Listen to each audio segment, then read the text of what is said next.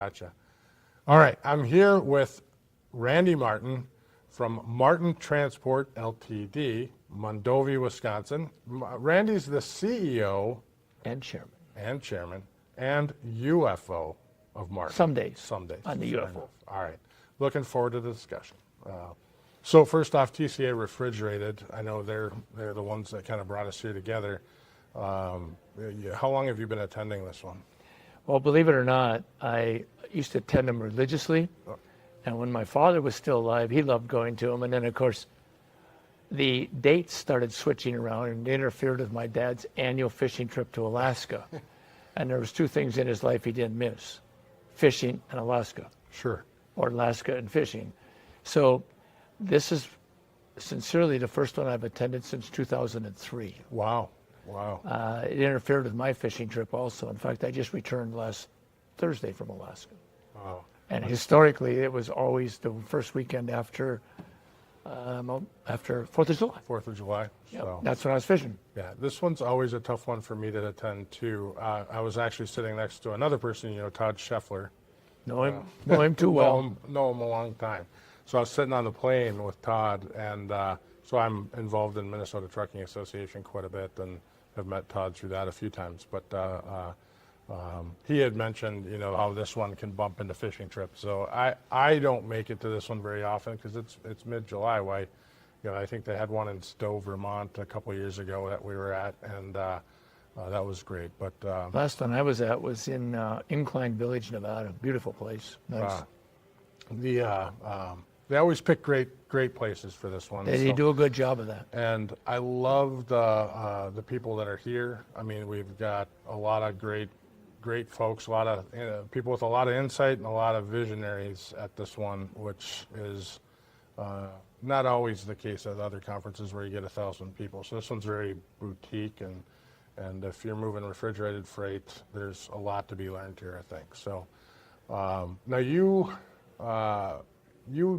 came back out of, were you officially retired? I've never retired. Okay. The gentleman that retired on, Tim Cole, that retired on September 30th of last year,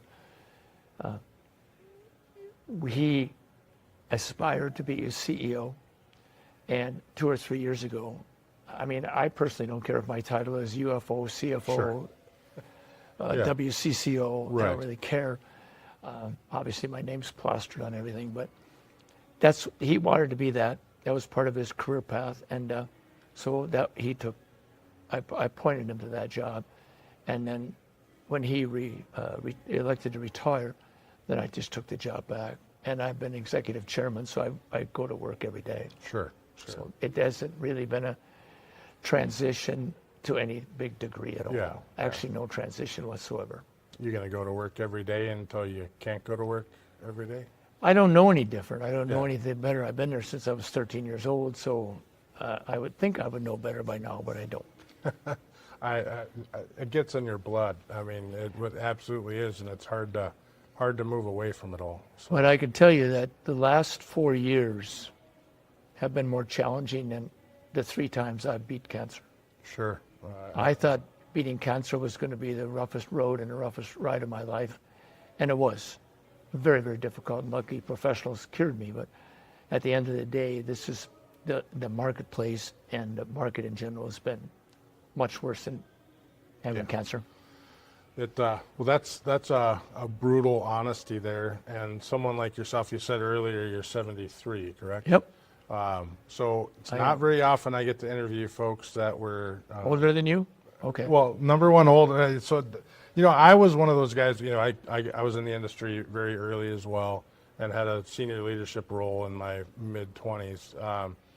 So I'm just pushing 50 right now. So to you, I'm young. You got a long ways to go. I used to be the youngest guy in the room. Now I'm not. So by a long shot. So, but you've seen kind of everything through deregulation, Yes. and onward and upward, and been in that leadership role along the way. in many of those instances. So for you to say this last 4 years is difficult just qualifies what everyone else is saying. More in my age category, we came all in the 90s. Yeah, I've never seen anything ever remotely close to this. And, we 4 years, you can back it up or go forward, but, COVID made it different. And, of course, you thought you were making incredibly amounts of money and printing money, et cetera, because you had to pay that money. Most of the money went to get drivers that would actually want to go do something. Yeah. So that, in that case, and I've always been of the notion the company needs to survive. That's always number one. Because when the umbrella survives, then the people under the umbrella survive and they can do better. And if the company is broke, the people under the umbrella will be broker, if there's such a word. Right. So anyway, point being is that a lot of companies during COVID times had to take they raised rates, they raised prices, but they were either so far behind on driver pay or their equipment was so bad they had to replace, had to pay premium prices, and to get the drivers, there was nothing left for the company to operate with. Right. So I've always made it a point in our company, we reserve so much money out of a rate increase for the company. My dad's words were, you can't work for a broke company. Right. It's worthless. So in that respect, as we move forward now in these times, the people during the course of the challenging times, I mean, I went through the last 4 years, I have zero debt. Zero debt, no truck payments. None. Yeah, I have 15 facilities all paid for, all the way from 10 acres to 17 acres in size. Everything's paid for. Everything's new. There's no mortgages. There's no nothing. Yeah. And, and I've ended the quarter. I think they're announcing our earnings today, which are, in my opinion, very crappy, but nevertheless, it's the times we're in. And, I still have no debt. I have cash. And, yeah. And that's a good position to be in. When my dad passed away, we had $50 million of debt and $100 million of revenue, but my dad loved debt. I asked him one day, he liked it so much because he said, you're going to work and pay it back. I'm going fishing. Perfect. And of course, I've got no children, so I have nobody that I could say, well, you're going to pay it back and I'm going fishing. Sure. I don't have that, so. Yeah. This time it's on you. I mean, so navigating the last 4 years with no debt, you were probably in one of the best positions that many fleets were in a position that many fleets were not. Carrying no debt, having a lot of levers you can pull. I'm not saying that it was easier qualifying that, but there's a lot of folks that have done some crazy things to get through the last 4 or 5 years. Yes, they have. How did you ultimately navigate it? I mean, to each their own at the level of severity that they went through, but what was your well, number one is we refused to cut prices. Yep. That was number one on the list because I had the cash to outlast it. That's number one. Number two is that we refused to cut prices. I said, some of the sales group, younger people in my company, if we reduce it this much, we'll retain this business. And I said, that's round one. What's round two? When does that start? Right. When does round three start? When does round four start? Yeah. And I mean, at some point in time, it's a bottomless pit. And anybody in this industry that has a nominal interest rate that they're paying on debt, you have to have a 90 operating ratio. Right. That's the minimum operating ratio you should have to continue to refresh, borrow, and pay. 100% on that. And now today, operators, when they start out, are immediately going to factoring. I don't understand. Plus, there you give away another, multiple 8% or whatever it is. Potentially 8 to 3, somewhere in there, but that's still, your operating ratios are not sitting at 90. Yeah, I went back and looked at we have a small brokerage operation, probably, I don't know what it is, maybe 50 million, I think, in revenue. And at the end of the day, I looked at some of the freight bills just because I was curious. Sure. And it went from 70% to 80% to 90 to 96% on being factored. Yeah. So it just creeped up, and I mean, the whole industry, I think. And it's already a crap rate. Right. And I, as a broker, take something off the top of a crap rate, and then factoring takes more. and in many cases, you have brokerages that are factoring on top of that the same freight twice. Yeah. So, it's a interesting. We don't double broker. That's Yeah. one thing we don't do. Fair enough. So, And we do the best we can in our brokerage. We did during these times to 100% of the fuel surcharge pass through, things like that. I mean, I won't. I understand what they're up against, but I can't do any more. right. Yeah. you But I only can have give what them all that I can. Yeah. So And that's always the issue with brokerage is the swing of what's the best thing to do for your carriers and then also representing the customers. And then the swings that we've seen in the last 6 years have been wild. We're experiencing a good swing right now. And one of the things with the current economy, and you were talking about this earlier, or at least the panel was talking about this earlier, is we're seeing a lot of rate increases. Sometimes it's scenarios that we haven't seen before or have rarely seen before. What's your thoughts on the current uptick in the freight market? well, it's getting. I don't think there's more freight. I don't think there's more loads, but it's getting stronger over the fact that there's less participants in it. Sure. As one of the panelists said, we'll be bottom feeders and take whatever the broker offers so they can cash flow. Right. So I think that's helping that a little bit. At the end of the day, until we get shipper somewhat involvement in some of these massive lawsuits and things, because technically they gave the load out. Right. And I've always personally believed that the shipper is probably the last line of defense when it comes to giving out a load. They're the last line of defense that hands it to paperwork to somebody that can't speak English. Right. I mean, there's nobody else that's going to hand that paperwork out. If I'm a broker on a load, I can't hand it out. And if one of my drivers is hauling the load, he's the one that's accepting the load. He's not Right. doing it through his phone translator or anything else. So that's, if you want to go full circle and get everybody involved to clean it up, you got to have everybody. Right. We can't just have the trucker side or the driver side or. 100%. We do a lot. So with my organization, we do a lot with freight fraud and cybersecurity. And we've said for many years that getting the shippers involved, which potentially in this Montgomery versus Carib side, they're Brings them in a little bit. going to be brought in a little bit.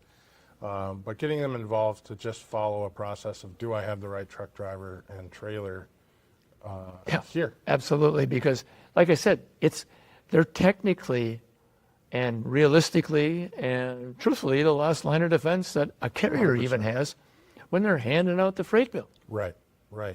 Is the freight bill, are we going to the right locations? Do we have all of this correct? Yeah, we've had to send out quite a few letters to customers that said, look, unless you get some directive on a direct piece of Marten transport stationery,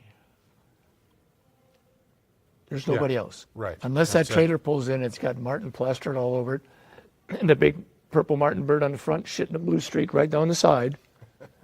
It doesn't go in anybody else's trailer. Wow. Fair enough. You've forever changed every Marten trailer I'm going to see going forward based on that statement. For me. You understand, Think about my that. dad I do. made that, my dad designed that on his desktop notepad one day. That was my dad's Yeah. design.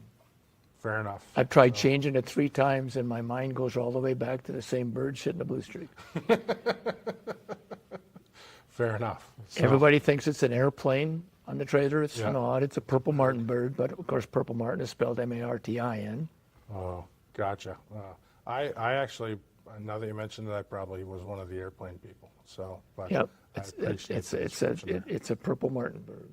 Oh, fair enough. Yeah. My dad did it on his. Remember, he used to have those date planner big Oh, calendars. yeah. I had one until not horribly long That's where he ago. doodled it all out. at. Sure. Well, it's still sticking together. How long ago was that? 1986. Wow. Yeah. So 40 years later, right? I'm doing. I haven't math right. changed Yeah, it. 40. Yeah. And by the way, that doodle pad he had there. Yep. One day after I started working out of college in 1974, I walked in and I said, he goes, just so you know, we're going to deduct your college tuition for 4 years out of your check and 2 years of room and board. He said, I have no idea where you lived the last 2 years, but I didn't pay for it, so that's good. So they started making the deductions. A year later, I went in and said, how am I doing? And he looked at that notepad or that pad again. He goes, "Few more payments." He said, "You're getting closer." He didn't have a thing on there. Yeah, Not yeah. a thing. Wow. So 6 months later, I go in and said, "How am I doing?" "Few more payments. You're getting really close." So then I decided, well, it seems like a lot. So I went to the university and found out, University of Wisconsin, found out how much I paid, or how much they paid for me. Went back and I said, "You owe me $3,800, $3,842.40 or some number." "For what?" I said, "I've overpaid." He said, "It's hard to believe. I invested in your college education for 4 years, and it took you this long to figure out that you overpaid." Yeah. He said, "What the hell did I pay for?" And I said, "Well, I just thought you were honest." He said, "Yeah, everybody's honest." He said, "But sometimes you got to check their honesty level." Wise advice. Hard to believe. He said, "My son, 4 years of college, it took you this long to figure out that you were getting Dad, I taken can advantage trust of." you. So I didn't get the money back, but he stopped taking the payments. that sounds like something my dad would have done. I don't know if he would have been that aggressive about it, but I wouldn't have got the money back. Well, he was So, aggressive. yeah, Trust fair me, he was enough, aggressive. Fair enough. Trust me. So, Yeah. so what's next for you? I mean, you've Medicare said Plan A and B and retirement. Fair enough. Yeah. So nothing on the horizon as far as calling that out. I don't know anything else. I don't know what else to do. I'd probably a greeter at Walmart. I'm thinking maybe, I don't know. I could maybe meet a rich woman. I don't know, Sure. trust fund or something. Yeah. But no. I will eventually decide. I mean, most of the people that work with me and for me know that at some point in time, with all I've been through health-wise, I need an exit ramp of some sort. But, I'd like to see this turn around a little bit. I'd like to see it. Once I get to the point that I am happy with, then I would consider it. Yeah. But at this point in time, no, I'm okay. Fair enough. That achieving where you want things to go. I've run, owned and operated 5 different businesses. I have several right now. I always need to take it to the next level. I always got to do something else. But absolutely, I understand that point of wanting to get it to where you want it to be, so you feel good about handing it to somebody. Well, I think I'm a classic picture of AI. Okay. How Yeah. so? Well, there's never been no real intelligence in the trucking industry. It's all been artificial for many years. So Fair enough. I don't know why they're trying to push us into buying Yeah, it. we all question. We've already ourselves, had it. trust me. Yeah, I mean, So, yeah. tell me where the realistic intelligence has been over Yeah, all these years. It's been It's been questionable. artificial. For a long, I mean, I would love to this point, right? For 20 years, we didn't change much. I mean, it was business as usual. There was things. I mean, That's but- called artificial intelligence. Right. We need more freight. We need more sales. We got to have our differentiator, which was our customer service. And we did that for 20 years. And then about 2010 hits, and everything starts this big, complicated mess. So the last 15 years have been absolutely crazy. But 20 years prior to that, you really look at the change. I mean, hours of service changed once in there. So how many times have it changed since? So how many other administrative changes have happened that in the last 15 years that we've had to deal with? So And I also think COVID made real big differences in how the service is handled, because the vast majority of the customers today, they either want an email or text, no phone call, no visit. right, And, I grew up in the age of the service being personal. You met somebody, Right. you talked to them, your word was good, and you moved on. But there's none of that contact anymore Right. like there used to be. And I doubt there ever will be again. I think COVID triggered some of that. And, when I grew up, not everybody got a trophy. yeah, I remember I used to race motorcycles. I had a sponsorship from Suzuki. I raced motocross. And one weekend, my dad, on a Monday morning, "How'd you do?" "Second place." "Yeah," he said, I never dreamed I would raise the kid that was the first loser." But so be it. yeah, And next race, I got first. I quit. I never rode again. yeah. Fair enough. Go out on the high point. Yeah. Well, I couldn't walk anymore, so that didn't help either. But Well, that's not good. So. yeah, you heard me. I don't know if you were on the panel or watched the panel discussion. Yeah, I did. No definition of EBITDA. Yeah. Yep. Earnings before interest, taxes, and depreciation. No, earnings before Iran, tariffs, and Donald announcements. Yeah, that's true. I mean, we thought last year, 2025 was coming off the line and was looking good until we got that. Well, what you need to be is public, and then you get the analysts saying, second half of 23 is going to it's going to be good. Okay. Yeah. First half of 24 is going to be better. Right. Okay. Second half of 24 is going to be better. Okay. First half of 25 is going to be better. Yeah. Okay. Second half of 25, I could see the turnaround. Yeah. Okay. Well, it looks like 26.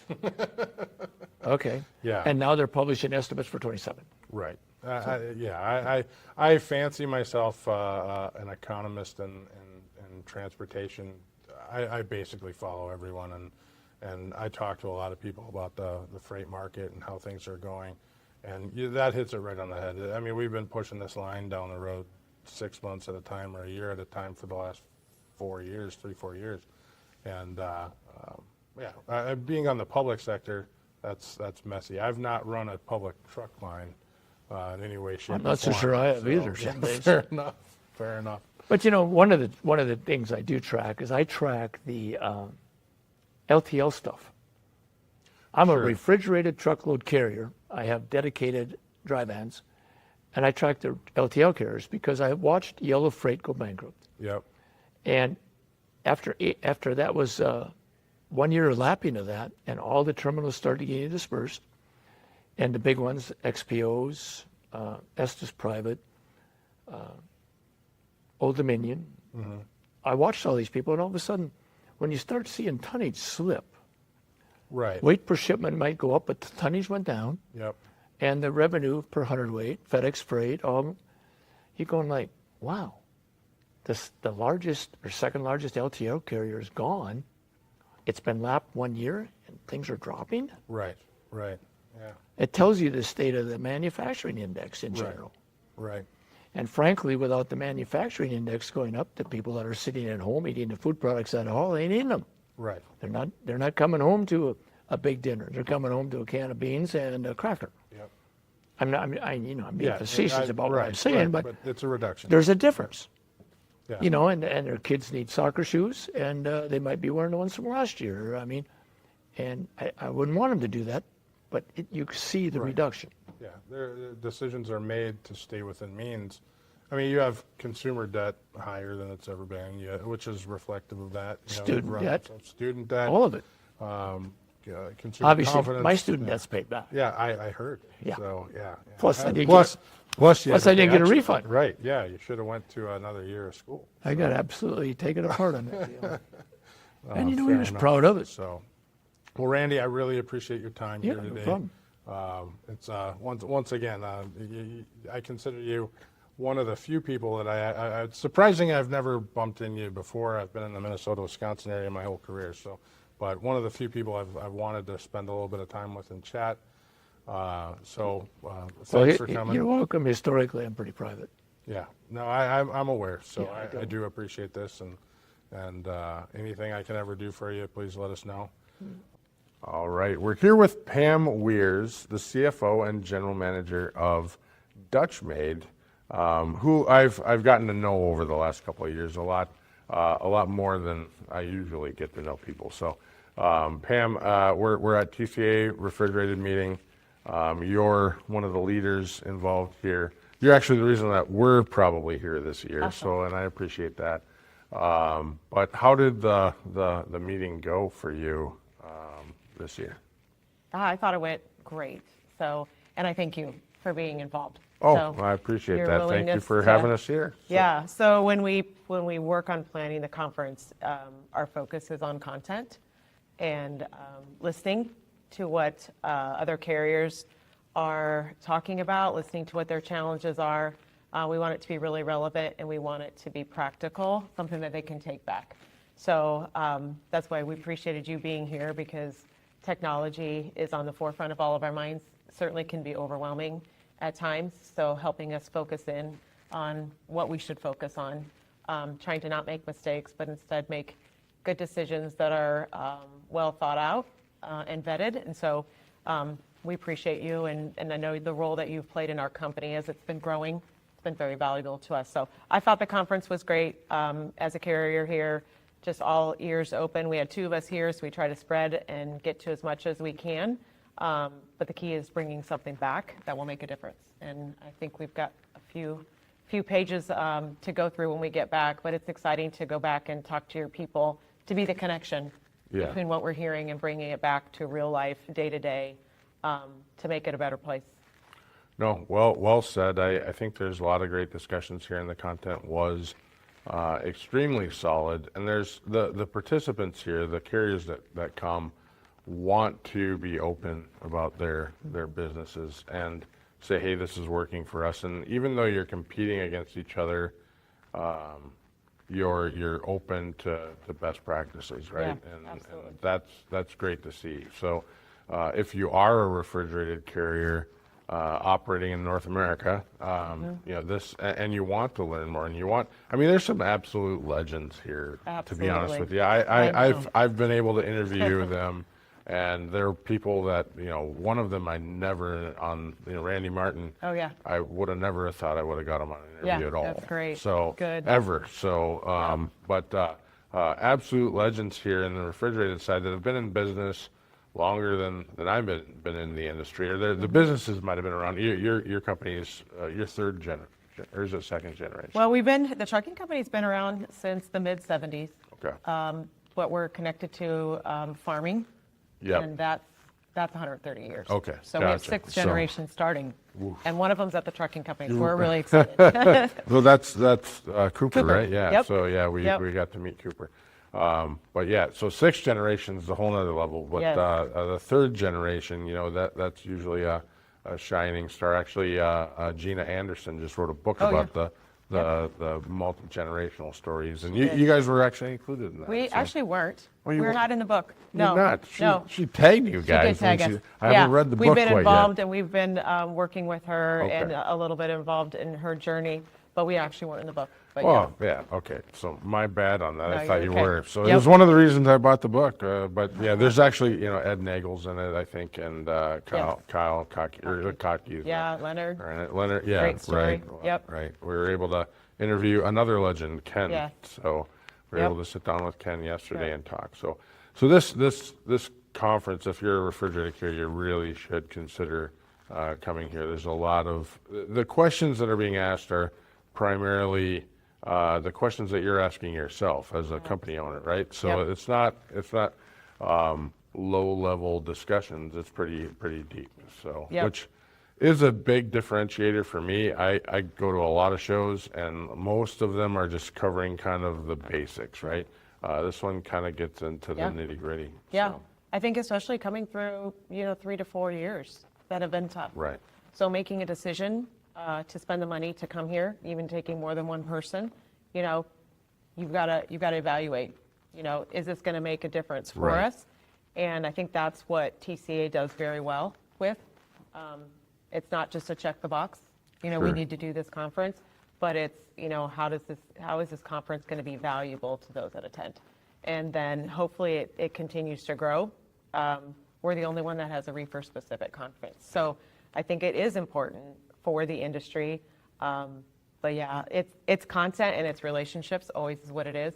And I think like you mentioned, those that attend, I think it really shows you the value of it. And I think it shows you what our industry does. We care about each other and we care about the industry, and we come to make each other better and build those relationships. And so it is about taking something away, but it's also about building the relationships that you have already and making Yeah. new ones.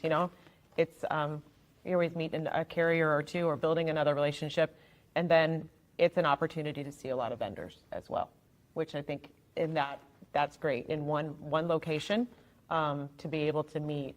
I went away with a stack of business cards. Sure. And I think that's valuable. Yeah. Oh, 100% there. I mean, on the vendor side, the companies that support TCA, ATA, that are here all the time, like I said in my presentation, buy Yeah. local. Yep. And that doesn't mean that you have to buy from them, but it means that they should be your first phone calls. Absolutely. So you want to do something, you think that falls into their category, you give them a call. They understand the industry. As you understand what you're buying, you can change that if you want, but at least you're starting with somebody who's supporting the industry overall. That I think is a huge deal, where a lot of companies will just randomly go off and buy something. So, and then you start with, okay, what's a truck? So, Right. you know, Right. and Exactly. then you get to deal with all of Yeah. that. So, Yeah. Yep. You educated us a little bit on that yesterday, right? Be careful with marketing. oh, right? absolutely, Yeah. yeah. But on the same hand, it can be very good, because targeting, you know, if I want to target trucking company leadership, I can typically figure out how to do that from a marketing standpoint. However, if I have a good product, that's great. If I have a questionable product, I'm still getting the same reach that the guy with the good product Right. does. So, Yep. and then if you are like, oh, that's interesting, I'm going to click on it. Now you are forever locked to that product to get it over and over and over to you. Right. So it can seem like companies that are subpar are actually extremely good. Yeah. So it's very simple for that. So, you know, buy local, and whoever shows up at these shows are the ones that you really should be calling first. Yeah. So, Yeah. That's an education in itself, right? We're Yeah. taking away that, which I think is equally as important. So the last 3-4 years, kind of everybody's, you alluded to this too, so, but everybody's kind of circled around through that. Been difficult times. The market generally is shifting and getting much better, especially for the refrigerated and flatbed sectors. Dry van's not beautiful yet, but it's, well, I guess it's all relative. So it could be beautiful, but, so, you know, what's some advice for fleets that you would give them on, you know, what you've learned over the last 3 or 4 years or 4 years on the downturn, and how you're operating today? Yeah. I think I'd go back to what we have said a lot over the last few years is, you know, don't waste a challenge. You know, use it as a time to make yourself better. And I would say probably what we have learned and could always do better at is know your costs. You know, it's really gotten us to focus in on our expenses, knowing them well, you know, being a data-driven or numbers, you know, run your company by the numbers.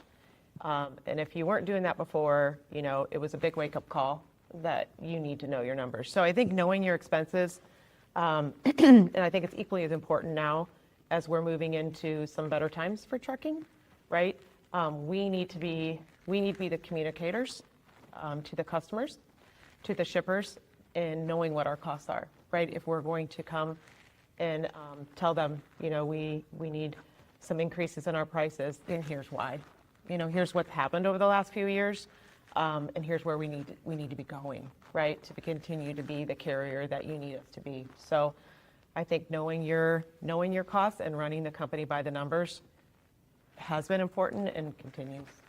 Always, yeah. I mean, there was a time where, I think I said this in the presentation too, where if you need a calculator to figure if you're making money or not, then you're doing something wrong. But there's so many variables now today. I mean, you look at the differences between running a truck line 20 years ago versus today, and all the items you have to manage. It's significantly more tasks than what it used to be. Yep.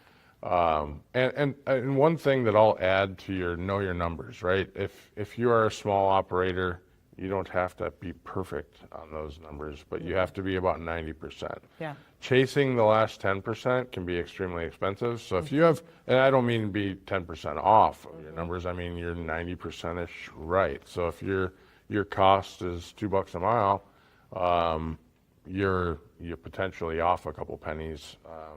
But you know, those are numbers where you can make operational decisions. So obviously when you file your taxes and whatnot, you can deal with your CPA and they need to be accurate. But from an operational standpoint, 2 to 5 pennies a mile shouldn't be,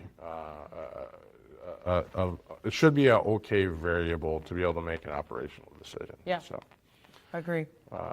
so what's next kind of are you still involved next year on this? And I'm actually not. I'm Oh, not. I'm you're- stepping down from the committee. It's been a great 3 years, and I've really enjoyed it. Love the relationship, but just making a change. Going to step down for a little Fair bit. enough. Still involved in TCA. We're a strong member. We're part of the TPP programs. Yep. So still would love to support everything that's going on, but going to take a step back for a little Sure. bit. Well, Yep. we appreciate you doing what you've been doing over the last 3 years, and everybody needs the support over the last 3 years Yeah, as well. that's So, for sure. but we'll certainly be a champion of this show going forward as well. So Great. I very much so appreciate you and Perry for thinking of us and bringing us forward here. Yeah, So, I look forward to what's yeah, ahead. yeah, absolutely. So it's great seeing you. Thank you very much. You too. Thanks, Nate. If your fleet's downtime looks like chaos, you're missing out on GLCS. In the time-critical world of trucking and logistics, every minute counts. Meet GLCS, your expert partner in managed IT and technology services. We integrate seamlessly with your team, bringing seasoned IT professionals with deep trucking and logistics expertise. Imagine your software updates running smoothly, complex issues resolved quickly, and operations humming with efficiency. GLCS has your back. Our support doesn't just fix problems, it prevents them with our industry connections and proactive approach. We keep your trucks rolling and your brokers working. Think of us as the added resource your company needs to unleash its full potential. Visit glcs.net today and keep your business driving forward. GLCS, where efficiency meets expertise.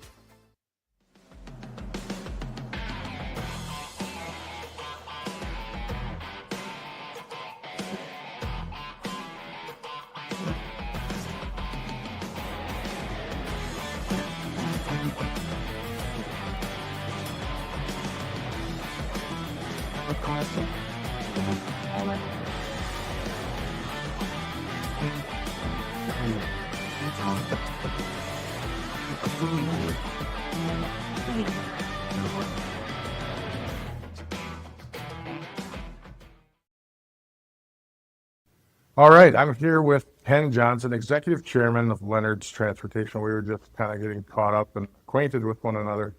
First off, I really appreciate you sitting down and chatting with us briefly here at the end of TCA Refrigerated. How many years have you been coming to this event or been involved with this event?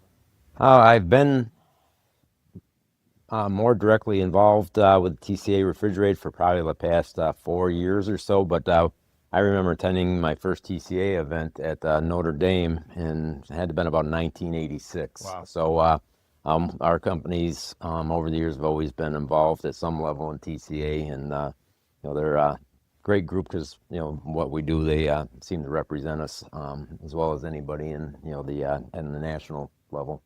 Yeah, I agree. I mean, TCA, ATA, we're both very involved in it each.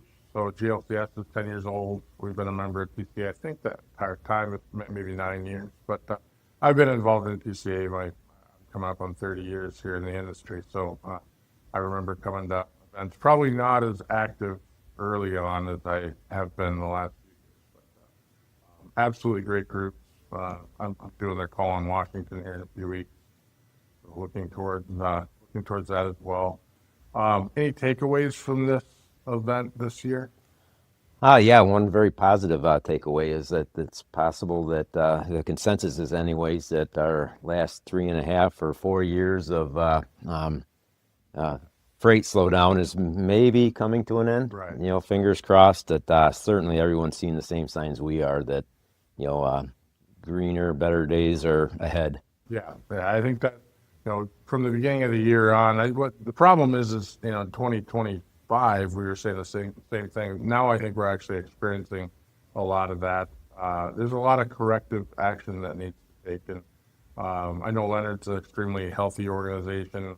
I don't know that firsthand, but I've heard things that you guys are pretty well positioned coming out of the downturn, but a lot of companies have completely depleted their war chest, pulled every lever they possibly can to stay relevant.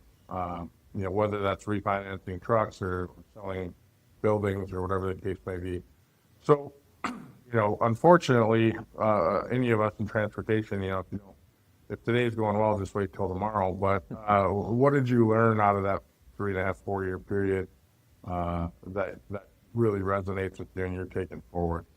Well, I think I think one of the biggest takeaways is that expect the unexpected. And I've been in the industry. I started with my dad, full time in '84, but prior to that, part time in the late '70s. And I don't think any of us been around that long have ever seen a slowdown that lasted anywhere near this long. And so you need to always be prepared, for an extended slowdown, even if you're lucky and it doesn't happen. But I think also, you learn that sometimes you got to make difficult decisions, and you got to make them quickly. We've always tried to, be a great company to work for, and sometimes being a great company to work for means you have to look out for the overall group, and that sometimes comes at the expense of smaller groups, and those decisions are tough.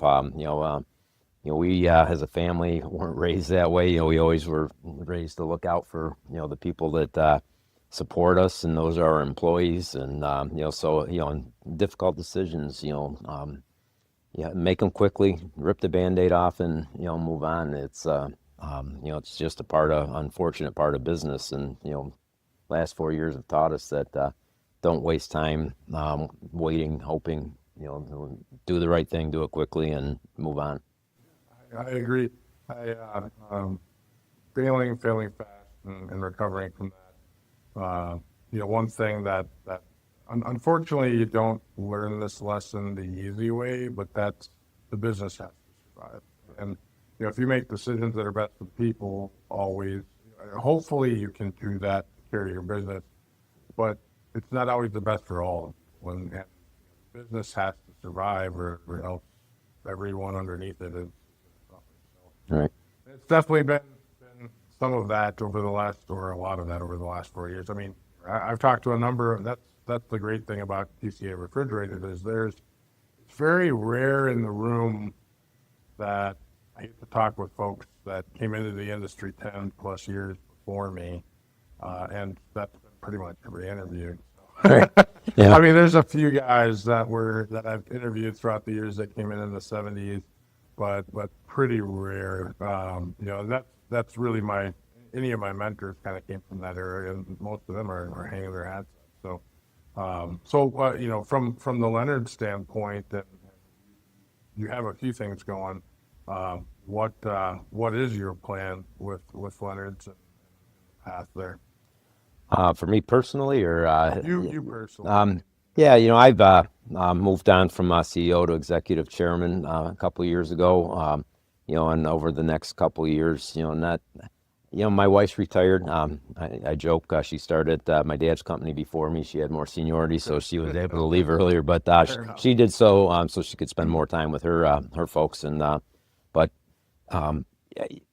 I'm still in a position I want to keep doing. I'm on another business I got started here recently. That I'm looking to spend some time with, totally unrelated to trucking. So I want to keep doing. I want to keep my hands in transportation. I enjoy transportation. I've been in it all my life because I grew up with my mom and dad being in it. So I enjoy it. I appreciate the people. I enjoy coming to events like that, and I'm fortunate enough that I've stepped away from some of the day-to-day, but they still allow me to come to TCA and and some of the other associations. And I just think that the people in this industry are just wonderful, and I don't want to lose touch with that. And maybe someday I'll slow down a little bit more, but for now I'm gonna do a little bit of that, and and then keep my hands in trucking. No, I appreciate that. Completely agree on the people. People are everything. I just had a session in here not too long ago where I was talking about people are the foundation of everything that we do, and I've been blessed. 3 decades, half on the carrier side, half on technology side, but getting to know all the amazing people in the industry and just how tenacious they can be, yet still try to help. I mean, I shouldn't say no one, but a lot of people are out there, what's best for the industry, and obviously with that company mindset, it's a beautiful industry. So I've been lucky enough. I originally was going down the law enforcement path and switched to trucking in mid-90s. So very glad I did that because law enforcement doesn't feel like it would have been a good fit for me. So you said you met your wife at Leonard then, or did you meet her previous? No, my dad had a company he started in 1972, and he sold it in 1998.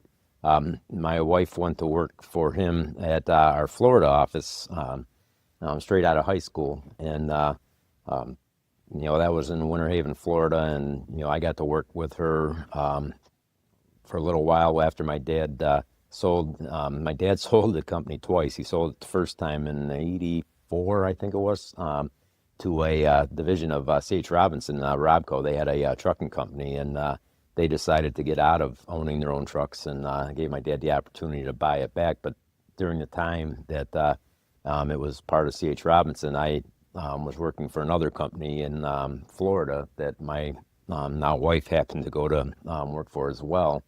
And so we were both married to other people, and we became friends. And then when my marriage, her marriage, ended, just coincidentally started dating when I was down there working on it, which no one will ever accuse me of being in the technical side in the business. But I was down there putting in a maintenance software, and I just asked her if she wanted to go out and grab something to eat, and it just led to So and it'll be 30 years we've been married, in the next month. So Great. Well, congratulations on Thank you. 30 years, and I love hearing those stories too, where the business creates that. So that's yeah, I'm not sure some of the HR rules allow for that as much these days. But So I'm going to go off the track that's a little fine. bit and be a little more casual, but that is a thing with current business. First off, a lot of remote workers. Two, a lot of HR rules that said, hey, there's no fraternization or whatnot. But if you think back to your generation and my generation, which I brought up right next to you, that's how a lot of us met our significant others back then. Now you have all these apps and whatnot, but Right. I don't know if that's the healthiest choice. But I understand the legality of it. Right. Lots of times lawyers tell us what we need, what we should do, even though we probably shouldn't. Right. No, they're good at outlining the risk, that's for sure. Yeah, absolutely. And I mean, things can unfortunately go south, and I've been involved in a few of those discussions over the years where, and attorneys have been involved. But that being said, it's certainly an evolution. I don't think it's the best for humanity, but it's for our attorneys. Well, it's where you spend your time, so that's Well, and in this particular industry, going back to the people, this is sometimes a lifestyle. right. And once you've put a year or more into the industry and it's basically got its claws in tea and you love it, it's now a lifestyle. And so there's a lot of folks that go that way. It certainly happens. Right. So are you going to the Grand Old Opry or are you going to Top? Well, I am. Well, I probably shouldn't do what I'm going to do, but I am going to Topgolf. Since I can't swing a golf club, it makes all the sense in the world. I had a little bit of back surgery over a year ago, so I can swing a putter, but I don't think there's any putting going on at Topgolf. But yeah, so I'm there for the social aspect of it, and to get to spend some time with fellow attendees and not to have to worry about golf. Perfect. Well, I'll look forward to seeing you there. And then wrapping it up, do you have any thoughts or anything you can say to some of the smaller, less experienced fleets? You've got more experience than most. What would be a thought that you would have for another fleet that looks to you as a leader? I think my best advice I can give them is know their business, know where their strengths are. Know their costs, and don't be afraid to stick to your principles. And you run the business the way you see fit. I appreciate that. All right. Well, thank you very much for your time. Thanks for having me. All right, we're here with Ashley Kordish, the CEO of Ralph Moyle. Yes. Right? And you said you're based out of Kalamazoo, Michigan, correct? Yep, So tell near us there. a little about yourself and about your company. Sure. So our company, we run 60 trucks. We're a mix of dry van and refrigerated. We do mostly food and beverage, and we also run 400,000 square feet of ambient temperature warehousing space. Okay. And I grew up in the industry. First kind of unofficial job was sweeping out trailers. Sure. I know how So, and I love this industry. I worked my way up, doing everything from working on trucks, which you don't want me working on trucks. It was a great time though. To dispatching, to billing. I also have my CDL, and then worked my way up to where I'm at today as the CEO. Great. How long have you held the CEO? 5 years. 5 years. Okay. So I've gotten- Those are great years. Those were those are the best years ever. Looking at it from a 30-year lens, and I've had the fortunate side to interview a 40-plus year veteran and a 50-plus year veteran. Yeah. And all of them say the same thing. So we as younger folk, which I'm usually not a younger folk, the last 3 or 4 years have been the worst, right? So It's been very challenging. Yeah. how have you navigated the last 4 years? It's been hard. We've had to dive into every little line item cost, look at our customer base and, equipment and drivers. And we did end up having to do a reduction in force, which was one of the hardest things I've ever had to go through. But I was able to, with my team, we were able to make a huge swing from a loss to break even within a year.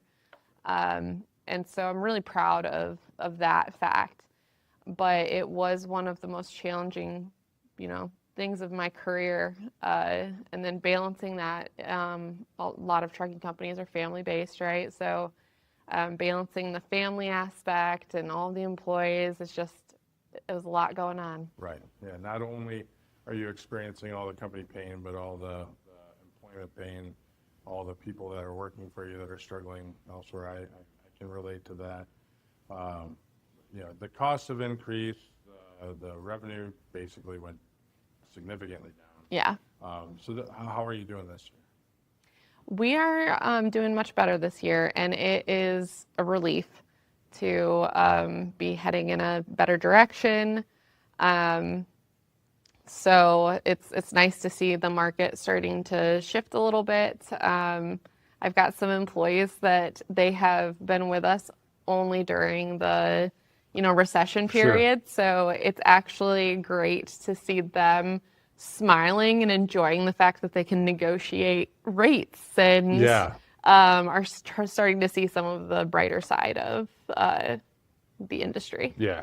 No, I think honestly, going back, if you really go back 2019, even prior to 2019, it was a down market for the most part, was the last normal cycle that we went through. So there's people that have been in the industry close to 10 years and have not seen regular cycles. So, this is definitely an interesting time because there was good times in there when everybody was, well, if you consider it good, the COVID boom. Unique on the freight times, rates. for sure. Unique times, yeah, there you go. So things are getting better, they're feeling better.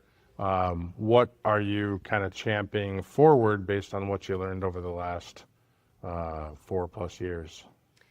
Yeah, so we're just continuing with efficiencies and making sure that everybody is really aware of what they're supposed to be doing and what they own. And then just, we're going to be very careful with customers that we bring on and be very picky with some of that kind of stuff, and try not to let anything because I think it's very easy in a upswing for trucking companies to lose all of the progress that they had made in cutting costs and watching all of those different things. And it can just like slide back the other way. And so we've got to make sure that that does not happen moving forward. Agreed 100%. So, that cyclical nature of things are getting better, so let's not worry about the cost as much. There's cash in the bank. A lot of logistics and trucking companies, if there's money in the bank, we're okay.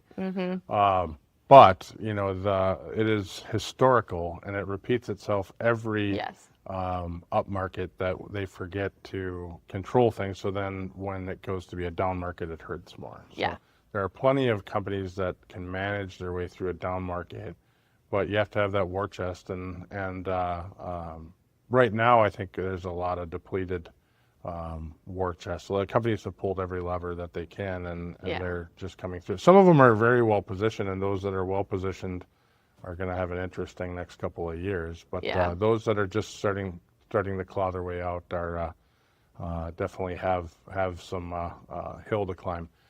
You had mentioned, you're holding and being more specific with new customers coming on board. What do you typically, or what do you mean by that? Yeah, so historically in the past, we, if we had like a smaller customer or something, and they may not be the most profitable, or, we're really just kind of doing it as a favor, and then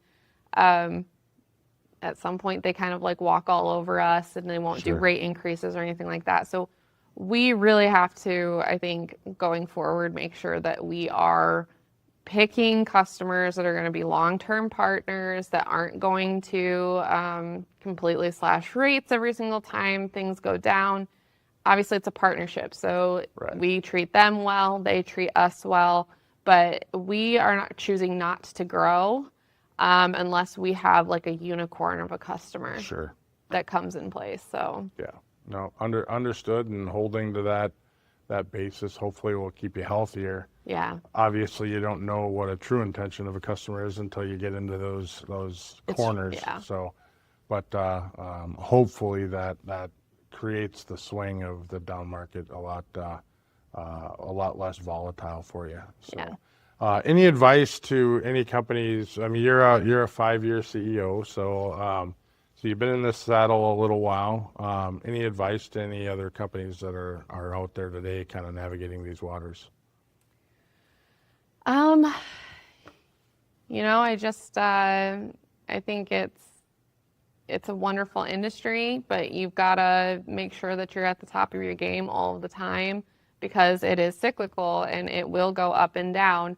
And I think sometimes the trucking industry is their own worst enemies, because we tend to flood the market with trucks when things get good.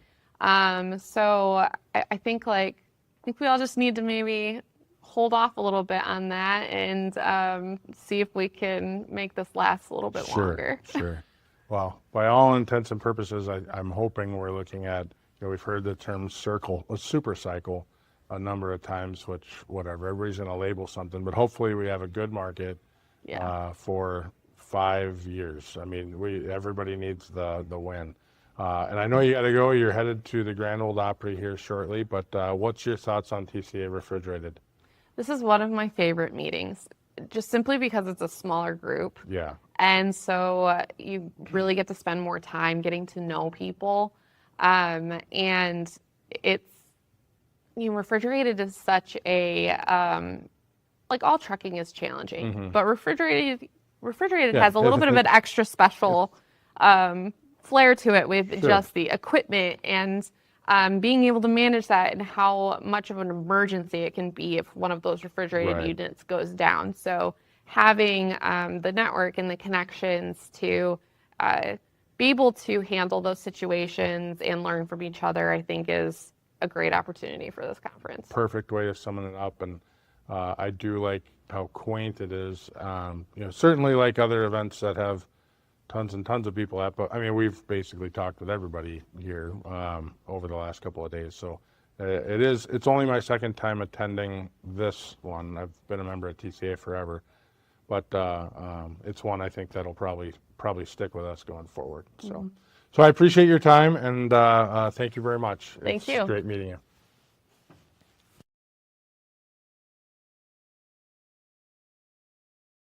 I'm going to let you introduce yourself here. So who am I speaking with? So I'm Luke Subler with Classic Carriers. I'm the president, and I'm currently, as of about 5 minutes ago, the immediate past chair of the refrigerated division. Fair which enough. is a very good feeling. Yeah, a lot of work over the last year. Oh yeah. Yeah, that's I tell you what, I meant what I said in the conference, and that the board and the staff at TCA do an amazing job, and they really knocked it out of the park, I felt.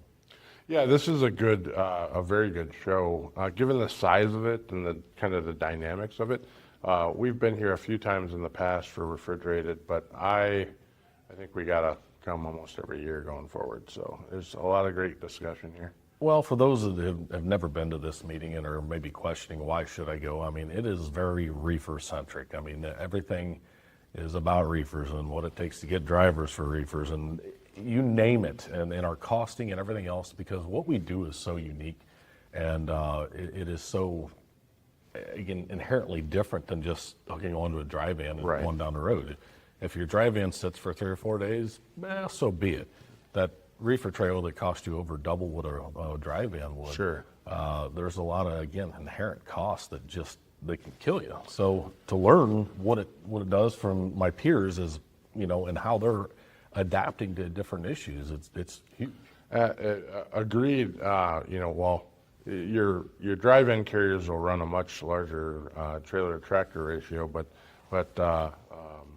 absolutely, though, I've run both drive-in and refrigerated companies, and yeah, there's a completely different dynamic and a lot more touching docks with refrigerated carriers, and obviously the cost and tracking that is important, but also your customer base, there's differences. I mean, yes, everyone's moving freight down the road, but there are significant differences between the drive-in carrier and the refrigerated carrier, which everyone here seems to be really willing to sit down and discuss that in a way that they're peers, not competitors. So I would say you're spot on with that, because I've said for years that I like this meeting because it's very intimate, and that it's a smaller group, but in the same breath we're still looking to grow it. But you have people, again, because of the nature of our business and the issues that we face, we're willing to discuss at length, and we're a lot of times, you keep things close to the vest. No, right. We want to share our success, and we want to share the success with the entire group, and say, hey, this is how I did this, and this is what I feel you need to do. Again, I've been a proponent for a long time that I am only as strong as my lowest competitor. So whatever bar they set, Yeah, that's where my you're- weakness right there. Right. And so the higher I raise that bar, the better off we are as an industry. Yeah, absolutely. I think kind of rising tide raises all ships. I think that's the quote. And we're certainly going through that right now with rates increasing, the freight market kind of turning around to some extent. I don't think it's where it needs to be, even though some people are, well, on the refrigerated side, you guys kind of picked up early in the year. But ultimately, I still don't think it's where it needs to be. I mean, we've gone through hell over the last 4 or 5 years.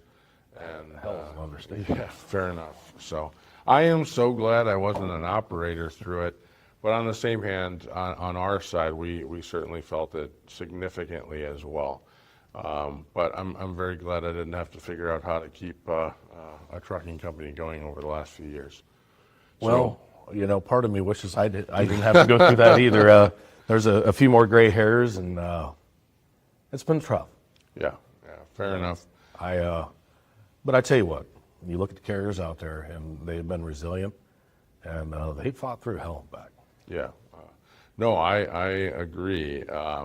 And one thing that I always say is being involved in organizations like TCA, like ATA, like your state organizations, give you that out, and they're typically better operators. We work with a large number of fleets, and those that are well networked in their organizations end up typically being, just generally better operators, because you can bounce this off your potentially competitor, but you have open discussions around how everything works. So, kind of going through the last 4 years, I'm sure you levered that and used this network to help get through it. But what are some things that you guys did at Classic to get through the downturn? Spent a lot of money I didn't have. There's not I shouldn't say there's not a company out there, but there's a lot of companies, ourselves included, that, personal wealth was put back into the company. Right. And there's a reason that I'm not super proud to say that.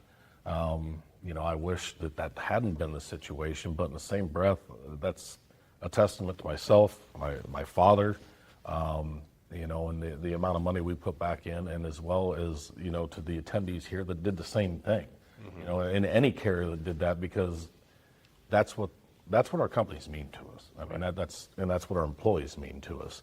And I don't, there's a lot of people that don't understand that, and I don't, this would probably be the most I've really broadcast that. But there's a number of companies that have reached out and said, man, I got to dump some money back in because I got to cover my insurance. I got to cover this. I got to cover that. Yep. And, it's not why you get into business. No. And, to fight what we've been fighting for the last, again, 3.5, 4 years, depending on where you're at in the market, it's been hard. Right.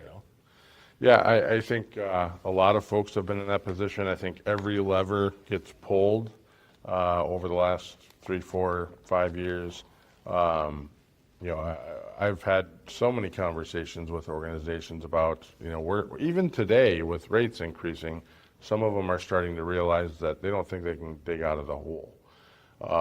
So what levers can they pull to make that happen? And certainly, people injecting cash back into it, which kind of sets a theme. Almost everyone that I've talked to here, it's always been about, keeping that company solvent and keeping the company, in business, because if the company goes away, there's much larger problems than it struggling.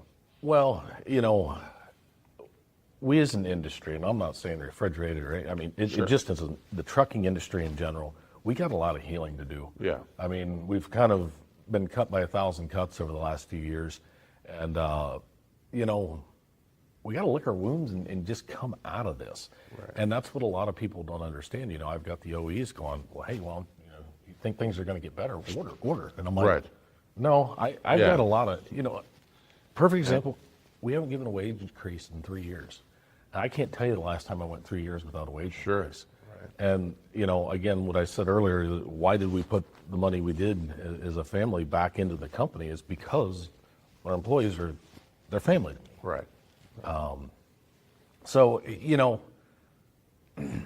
excuse me, that's first and foremost to me, that we need to invest back in our employees and back in our drivers. And I really feel that I think the fourth quarter and into late 26, early 27, the real story is going to be the wage battles. Yeah, it's coming, and well, if it's not already here. Yeah. I agree with you completely. I think, everyone that's still operating, it's, everybody's clawing their way out, but there's going to be a significant driver pay increase here to everyone. Anyone that moves freight is going to end up having to deal with it. And well deserved. I said 20 years ago that over-the-road drivers are a $100,000 a year job, and they're just hitting that, in the last few years for the most part. So it depends. If they're solid operators, it's possible. But on averages, most of the good operators now are over 100K. So, or in or around that number. But who wants to come out and be gone for multiple weeks at a time potentially? I know I've done that job in the past, but today's youth are not too interested in running those type of jobs anymore. So. I don't know about that. Fair enough. It's one of those things. I just don't think we've, and I don't have the answer to it, but I don't think we've marketed it well enough. And that, Sure. you know, I've said for a long time I need to start going to college campuses and recruiting recent graduates and go to their job fairs because, you know, For driver roles. for driver roles, yes. You know, let's just put it in perspective. You know, you're going to graduate, you know, college. You're going to have X number of dollars in debt. Yep. And you're going to go. Yeah. You're going to go be a teacher, and I love the teaching profession. Don't get me wrong. You know, I admire them, but you're coming out of college with $150,000, $200,000 in debt. It's crazy. And, you know, I'm going to go work for $50,000 to $75,000 Right. a year and pay for this, pay for this, pay for that. Yeah, it takes 20 years. Well, you know, as a good operator, again to your point, $100,000, you know, year one, year two, I should say year two and beyond. Probably. It's not out of the question. Right. So all of a sudden, I'm looking at that, and I got a free place to live. You know, I get paid to go to here, paid to do this, paid to do that, and if I want to take some additional courses, I can do it online on my breaks. I can do this. Sure. I honestly feel that we as an industry are missing out. Yeah, on that fact because it's not mystified. It's not the cowboy of, you know, my gen. So I've been in the industry since the 90s, and you were basically the modern cowboy, you know, 90s, 2000s, and I think we've lost the romance of that job. I guess that's a good way to say it. You know, it's certainly still there, but we're not broadcasting it. You know, I grew up in my neighbor was a driver, and he'd pull his trucks in and out, and you know, go up and down the road, and you always think about that back in the. So I was born in '77. I'm 49. I don't see that same thing today. Kids are always going to be pulling the horn, but you know, I mean, it's a whole transition to the industry, I think. you know, there was a time you go from. So my family started trucking in 1934. Okay. So we've got a little bit of history there, and a little bit. you know, there was a time and a place, and really it goes up until probably to your point, the early or the late 90s. Yep. You know, we were the heroes and the angels of the road, Oh yeah, absolutely. and we still have that. Yeah, we still are. It's just we're not broadcasting it that way. I don't. We think. don't, you know, but I tell you what, TCA, you know, does their Highway Absolutely. Angels. Yep. Great thing. You know, you do the driver of the year, you do a lot of things. And, you know, we as an industry, I feel we get painted in a bad light. And I'm sorry, we get called out by the Morgans and the Hammers and all these people in the world that they paint us in that, Right. that light because that's what they want us to be. That is the way they win, is Right. by beating us down as an industry. And as great as of an industry as this is, and the amazing people that work in it, it truly frustrates me that we do get painted in that corner, and that we look, oh well, it's just a trucker. You know what? That's a very commendable job. Right. 100%. Yeah, it's a hard job, and it's something that we all need as consumers. And you know, we as a society, I feel like some of it came back during COVID, but Wow. it was 100%. quickly forgotten. And you ever watch the movie Basketball? Yeah, absolutely. Yeah. The one quote I've loved from that, and this is America, it's Yep. just the general public, is that people today have attention spans measured in nanoseconds. Yeah. And yeah, it absolutely. amazes me because it is so true. And it's like, you know, these guys, they were your heroes, Right. you know, in 2020 and 2021 when you couldn't get anything. And my God. And today we completely forgot about it. They're just, you're flipping them off going down the road. Right. It's not right. No, it's not right.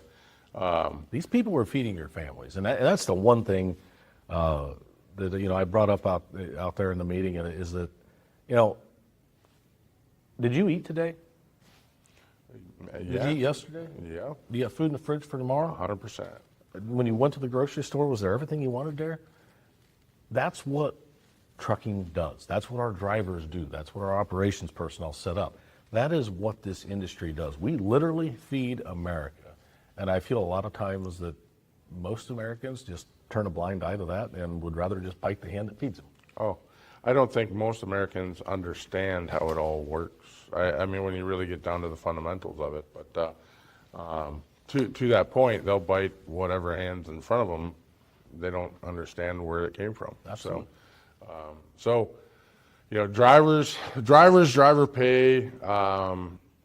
That's definitely that's definitely end of year, beginning of the year. It's here. I think it hasn't become as large of a topic as it's going to be quite yet. Which is, you know, the market's going well, but we have, like we said, a lot of things to dig out of, and that might take quite some time. Not to mention, you know, you have companies that have positioned themselves very poorly through the downturn to survive, and they have to get back to where they were previously, if not better, because really we haven't seen a great market since prior to 2019. Outside of the COVID crazy. So. Yeah, and you know, that's one thing. I hope this market kind of gets back to the ebbs and flows that it used to. And now it's just doing this, right. and you know, we've never seen a downturn like we have for this long. And you know, I think there's a lot of positives though coming out right now, and the fact, you know, you look at all the policies that are being enforced or increased, I think is a great thing for the industry. And as I quoted out there earlier, I said, I think this is honestly the changes that are happening right now when it comes down to everything that's going on. I think it's going to be just as much of a change for the trucking industry as what deregulation was.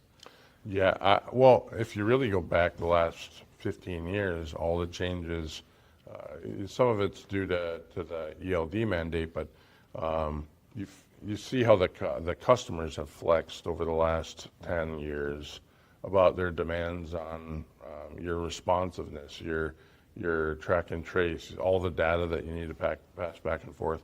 You look at, you know, just as a general scenario, the industry itself has really flipped itself on its head over the last 10 years. And I don't see that stopping. Unfortunately, I see it going almost faster in some cases.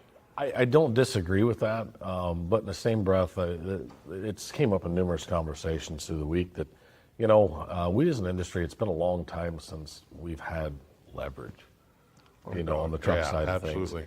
And I really feel that we do have leverage. And I'm not trying to say that arrogantly. I just mean that, you know what, we're going to be in demand. Yeah. As you know, as it goes with trucking. And we've been a while. It's kind of refreshing. Right. Yeah. You know? No, there's a lot of size happening over the last 6 months. Yeah. I can tell you, you know, I remember coming home a few months, you know, a while back, and I told my wife, I'm like, holy crap, we're the best week we've had in like nearly 4 years. And she just looked at me and seriously? Yeah. Well, she's tuned in. So I mean, that's a great feeling. Right. It's a great feling, and come back with that. So. And because again, we've taken about 3.5 years of just kind of getting your teeth kicked in, and it gets a little old having that happen now. Yeah, I agree. I know there's a lot of people looking at themselves in the mirror saying, "Is this really what we should be doing going forward?" And it came about at the perfect time. So you know, I think it could have definitely come across earlier. I think no one would have balked at that. But it needed to come now. So. Well, you know, I guess we have to look at, you know, the fixes that we're putting in, and some people may say, well, it's not fair, it's not this, it's not that. Well, you know, over the last 8-9 years, it really hasn't been fair to the carriers that are here and the carriers that are doing things right. To allow bad actors to go around and say, you know, just. Again, I can't compete with someone who's not playing by the same set of rules. Right. And that's what our industry has been dealing with. And I mean wholeheartedly that I support, you know, the DOT, FMCSA, and their efforts to clean this dang thing up because it's needed.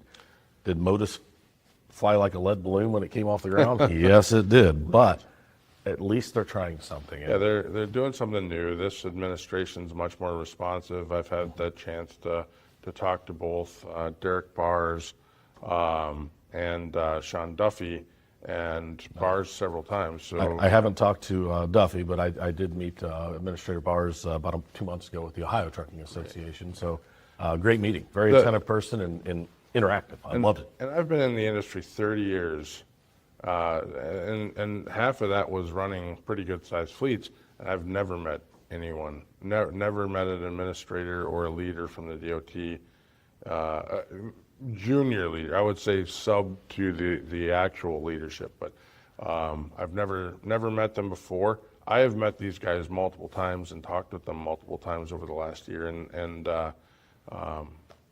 I've met some of their predecessors, but Yes. most of the predecessors, as I will tell you, were favors. Yeah. They were a placeholder. right, and I You think get out of the way of my administration. These guys are here to do what they need to do. right, they're And they jumping know what in. they're doing, and I love it. And I absolutely love it. Them taking action, and so what? If you get 9 out of 10 things right, that's okay. They're also showing that they can backpedal when they don't get it right. So they're like, the fact that they'll admit failure and change and turn position, and they can actually get stuff done, and help represent us in Washington. And I think that's amazing. I mean, I hope other industries are experiencing that agree. right now. I agree. But we are certainly lucky to have the leadership in place that we do. I laughed because we're part of our discussion when we met with Administrator Bars was that we're talking insurance and increased insurance minimums on the truck side, and then I mean there was $2 million thrown out, there was $5 million thrown Yeah. out, there were so many numbers thrown out, and he said, "I'm okay changing it," but he goes, "Where's the data?" Yeah. I go, "Excuse me?" He goes, "I need numbers. You tell me what works and prove to me it works." Yeah. That'll do it. We'll do it. Yeah. And that made sense. And when do you hear that from the government? Not very often. Usually it's like, we're here to help. Tell us what you need us to do. Let's go. Yeah. So, yeah. And then they make a complete disaster out of whatever they're touching. So, Absolutely. Yeah, absolutely. So it's, it's exciting to see that.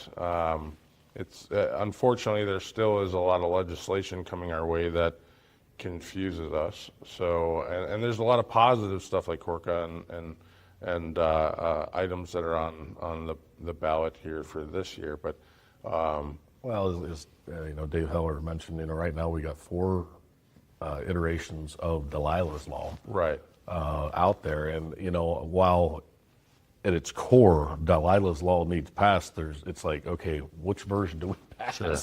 So it gets difficult, but the Roll the fact dice. is there's traction. So Yes. and that's a good thing. So.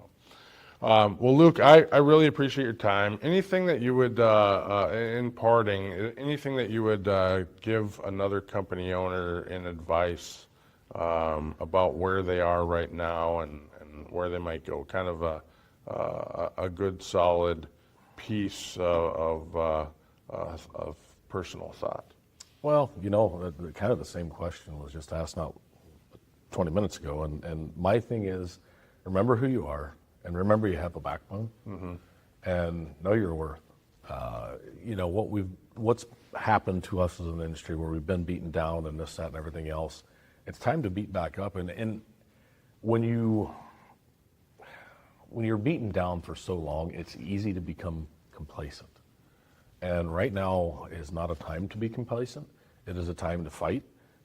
And again, fight for your worth and get every nickel that you deserve. And it's time to push back on a lot of the things that have been shoved down the throat of the industry.